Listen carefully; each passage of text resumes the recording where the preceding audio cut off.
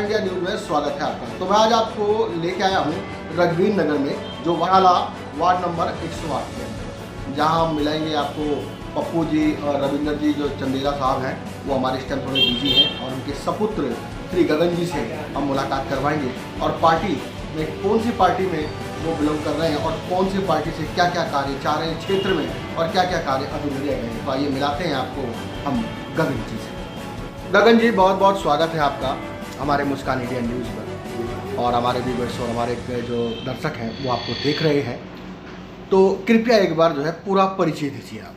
नमस्कार, मेरा नाम गगन चंदेला, श्री रविंद्र कुमार पप्पू चंदेला हूँ, जो बीजेपी से जुड़े हुए हैं। जी जी। पिछले काफ़ी समय से जो समाज सेवा कर रहे हैं, जो भी इनके पास आता है किसी भी समस्या को लेकर जल्द से जल्द उनको हल करने की कोशिश करते हैं। जी। तो मैं उनका लड़का, मैं भी इसी राह पर चल रहा हूँ कि मैं किसान मोर्चे से जुड़ा हूँ, और हालांकि मैं मेरी केशवपुर मंडी में दुकान है, आड़ती हुए भी, खुद भी मेरा आड़त का ही काम है, और मैं किसान मोर्चे से जुड़ा हुआ हूँ। बहुत बढ़िया, बहुत बढ़िया। गगन जी, मैं जानना चाहूँगा कितने वर्ष हुए पप्पू जी को बीजेपी पार्टी से जुड़े? 20 साल हो गए कम से कम। 20 वर्ष? हाँ जी, 20। तो 20 वर्ष में कभी भी कोई चुनाव लड़ने का मुद्दा हुआ था? हाँ जी, बिल्कुल हुआ था, पिछली बार भी हुआ था, पर कुछ कारणवश रह गया था वो। जी जी। तो इसलिए तो इस बार फिर अपनी बार कोशिश इस बार फिर है जी, बिल्कुल जोर शोरों से है जी, बिल्कुल तैयारी। तो रविंदर जी, पप्पू जी जो है हमारे, उर्फ पप्पू लगाते हैं, रविंदर जी लगाते हैं, तो पप्पू जी जो है कौन सा बिजनेस अपना है, जो अपना पर्सनल बिजनेस है? पर्सनल बिजनेस यही है, मैं उनके साथ ही जुड़ा हूँ मंडी में, केशवपुर मंडी के अंदर। हाँ जी।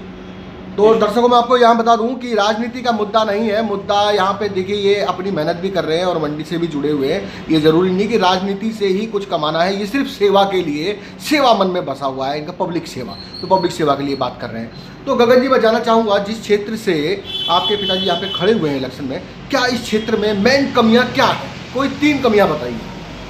मेन कमी इसमें सबसे पहली कमी है, यहाँ पे साफ सफाई नहीं रहती बहुत ज़्यादा।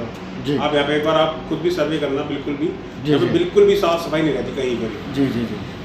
और दूसरा सबसे बड़ी समस्या जो यहाँ पर है वो है पार्किंग की। जी जी जी। जो हम चाहते हैं कि यहाँ पे पार्किंग, हमारे यहाँ पर काफ़ी सारी जो सरकारी स्पेस है वहाँ पे पार्किंग अलॉट करवाना चाहते हैं, ताकि लोगों को पार्किंग की समस्या ना रहे। जी जी जी। क्योंकि आप देख रहे हो जिस तरह से पब्लिक बढ़ रही है दिल्ली में, तो पार्किंग की समस्या और बढ़ती जा रही है। जी जी जी। तो मैं जानना चाहूँगा, क्या जो लॉकडाउन, पिछला लॉकडाउन गया था, जो काफ़ी ज़रा दुख भरा दिल गया था, और जो है काफ़ी दिक्कत में पूरा देश, पूरा वर्ल्ड हुआ था कोरोना जैसी बीमारी के अंदर, तो उस टाइम पे क्या लॉकडाउन में कपड़ा वितरण, राशन वितरण वगैरह कुछ अपने ऑफिस से हुआ था? मैंने सुना पब्लिक से। जी बिल्कुल, आपने सही सुना, राशन वितरण करा था यहाँ पर। जी जी। पप्पू चंदेला ने खुद ने अपने हाथों से सबको यहाँ पर सेवा करी थी, जिसको जो मदद हो सकी, पैसे से, दवाइयों से, जिस चीज़ से भी उनको हेल्प हो सकी वो हेल्प करी उन्होंने। जी जी जी। मान लीजिए आपके पिताजी सत्ता में आते हैं और उम्मीदवार हैं और जीतते हैं इस क्षेत्र से, तो मुझे वो कार्य बताइए जो वो कार्य जल्द से जल्द पूरा करवाएंगे जो अधूरा रखा हुआ है। जो सबसे पहला काम है वो है यहाँ के साफ़ सफाई का, बिल्कुल भी, क्योंकि यहाँ पे आप देख सकते हो नर्सिंग गार्डन में जाके, वहाँ पे कूड़ादान है, और कूड़ादान मतलब बना हुआ है वहाँ पे, कूड़ादान बहुत खतरनाक बना है। मैं भी उधर रोड से ही आ रहा हूँ, काफ़ी भीड़ लगी रहती है, रोड तक कूड़ा फैला हुआ है। बिल्कुल। और फिर उधर ही पार्किंग की समस्या, यहाँ पर टेम्पू वगैरह, गाड़ी वगैरह वहीं रोड पे खड़े रहता है, बिल्कुल ट्रैफिक जाम रहता है। सबसे पहले तो ये सब करवाना, पार्किंग का और सफाई का। जी जी जी। ये सबसे पहले मेन मुद्दे हैं, उसके बाद स्कूल वगैरह यहाँ पर करवाने हैं। सही। जी जी। मैं जानना चाहूँगा गगन जी, एक बार पप्पू जी पीछे से कहाँ से रहने वाले हैं? जी, हमारा ये ख्याला गाँव है, हम यहीं के रहने वाले हैं शुरू से ही, दादा परदादा सब यहीं के रहने वाले। तो मैंने सुना कि जमीन से जुड़े हुए हैं पप्पू जी, इन्होंने काफ़ी जो है गरीबी भी देखी और गरीबों की मदद की। हाँ जी बिल्कुल, आपने सही सुना है, ये पप्पू जी ने काफ़ी गरीबी भी देखी थी, और यहाँ पर काफ़ी गरीबों को मदद भी बहुत करते हैं। जी जी। तो अगर मैं मान लो कि अगर वो इलेक्शन में जीत जाते हैं, उसके बाद वो तो चलो ठीक है कि राजनीति मुद्दे पर बिजी भी हो जाते हैं, आप उनके सपोर्टर हैं, क्या आप मदद करना चाहेंगे उनके सपोर्ट में लोगों की? मैं उनके सपोर्ट में, उनके नक्शे कदम पर चलना चाहता हूँ, जैसे वो लोगों की मदद करना चाहते हैं। मैं अलग से अपनी यंग यूथ टीम लेके पूरे अपने वार्ड में भी और वार्ड से अलग भी सबकी मदद करना चाहता हूँ मैं। बहुत बढ़िया, बहुत बढ़िया। इसका सबसे बड़ा मेन कारण है सोशल मीडिया। आजकल लोग सोशल मीडिया पे ज़्यादा रहना पसंद करते हैं, उस पर लोगों को हाई हेलो करके, डूड वगैरह व्हाट्सअप, इससे वो इसी चीज़ को वो आगे लेके चल रहे हैं, जिससे हमारे ये पुराना जो आप बता रहे हैं, जैसे कि राम रहीम सबको राम करना, ये सारी चीज़ें पीछे जाती जा रही है। जी जी। लोग इनको भूलते जा रहे हैं, नई जनरेशन इनको भूलती जा रही है। इसके लिए हमें लोगों को जागरूक करना पड़ेगा, सबको दोबारा से अपनी संस्कृति के बारे में बढ़ाना पड़ेगा कि हमारी यही संस्कृति, हमें इसको ही लेके आगे चलना है। राजनीति का मतलब एक समाज सेवा भी हो गया और राजनीति भी करना हो गया। क्या आपको लगता है कि हमारे देश में संस्कृति और कल्चर को पाने के लिए भागवत गीता रामायण पूजा पाठ भी बहुत ज़रूरी है। जी बिल्कुल, बहुत ज़रूरी है। ये हमारे पुरखों से चलती आ रही है, ये चीज़ें हमें वो कुछ कारणवश इन्होंने बनाई होगी, जब भी चल रही है, उन्होंने लेके हमें चलना चाहिए अपने साथ। मैं जानना चाहूँगा कि आप पप्पू जी ने इन वर्षों में 20 वर्षों में कभी कोई गीत का भंडारा कीर्तन भजन मंदिर में कहीं कुछ किया? हाँ जी, करते रहते हैं जी। हमारे यहाँ पर हमारे हर महीने बस जाती रहती है वृंदावन के लिए जी। जो पप्पू जी करते हैं खुद, और यहाँ पे मंदिर है, यहाँ पे पप्पू जी को कीर्तन वगैरह हर चीज़ करवाते रहते हैं यहाँ पर। जी बिल्कुल जी, माता पिता की सेवा सबसे ज़रूरी है। वही हमारे ईश्वर है, वही हमारा सब कुछ है। उन्होंने हमें पैदा करा है, हम अगर उनकी सेवा नहीं करेंगे तो फिर हमारा फ़ायदा नहीं इस जीवन का। क्या वृद्धाश्रम बनना ज़रूरी है? जी बिल्कुल नहीं, मेरे हिसाब से बिल्कुल नहीं। नहीं, बनना ज़रूरी है, लेकिन उन लोगों के लिए जिनके लिए माता पिता के आगे पीछे कोई नहीं है। हाँ जी, ये आप कह सकते हो, जिनके आगे पीछे कोई नहीं, उनके लिए ज़रूरी। पर जिनके बच्चे हैं उनको, जिनके आप जैसे बच्चे हो, नौजवान युवा पढ़े लिखे शिक्षित सुंदर सुशील, उनके लिए क्या प्रेरणा देना चाहेंगे? उनके लिए अपने माता पिता की सेवा करो, सबसे बड़ा पुण्य वही है। उनके साथ रहो, उन्हें खुश रहो, क्योंकि आप जवानी में तो खुद रह लोगे, बुढ़ापे में माँ बाप को आपकी बहुत ज़रूरत होती है। उस वक्त वो आप उनका साथ दोगे तो उनको बहुत खुशी मिलेगी। बहुत बढ़िया। तो आप जो है नौजवान युवा हो, क्या आपने कोई समिति वेलफेयर एनजीओ से जुड़ाव किया लोगों की मदद करने के लिए?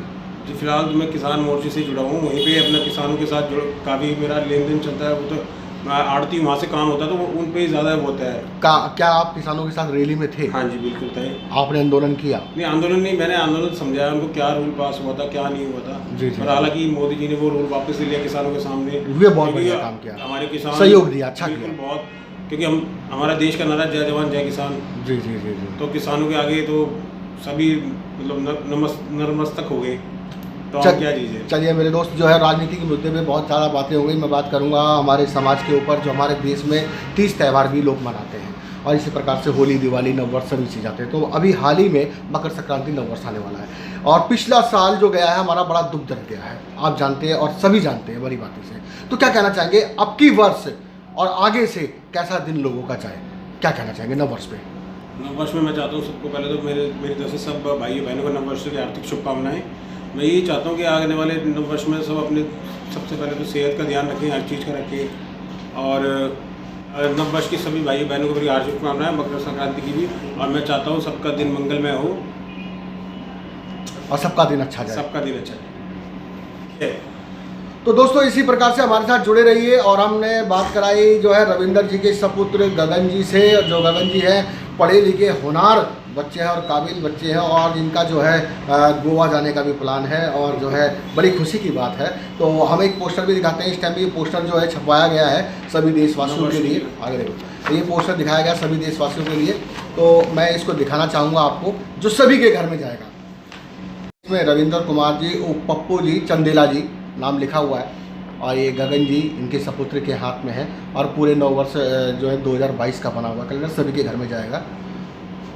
तो इसी प्रकार से हमारे साथ जुड़े रहिए, आगे हम फिर दिखाएंगे। और जो है चुनाव का पूरी तैयारी चल रही है जोर शोर से। और इनके रविंद्र जी के 2 सपुत्र इस टाइम मेरे पास बैठे हुए, एक की मैं फोटो बाद में दिखाऊंगा। खैर वो मैं आपको जुड़े रहिए हमारे साथ में। संजय कुमार श्रीवास्तव, दिल्ली। आने वाले साल को सलाम, जाने वाले साल को सलाम।